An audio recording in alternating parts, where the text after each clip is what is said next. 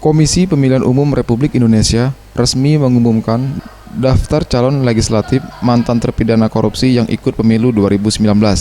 Sebanyak 49 caleg mantan napi korupsi ada di tingkat DPD, DPRD Provinsi, dan DPRD Kabupaten Kota. Dari 49 caleg berstatus mantan terpidana korupsi yang terdaftar pada pemilu 2019, hanya 3 yang diumumkan KPU RI di wilayah Sumsel. Ketiga orang tersebut yaitu satu dari Partai Demokrat serta satu dari Partai Perindo yang mencalonkan diri sebagai caleg DPRD serta satu orang untuk pencalonan untuk DPD RI. Pengumuman status eks-koruptor ini hanya sebagai pertimbangan bagi masyarakat untuk memilih, di mana berdasarkan pasal 182 dan pasal 240 Undang-Undang Nomor 7 Tahun 2017 mensyaratkan caleg dengan status mantan terpidana untuk mengumumkan statusnya secara terbuka kepada publik.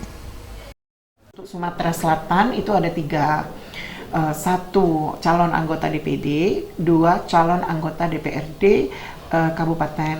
Dari kedua-duanya kebetulan dari Pagar Alam, 1 dari Partai Perindo, 1 dari Partai Demokrat. Tim Liputan Sriwijaya TV.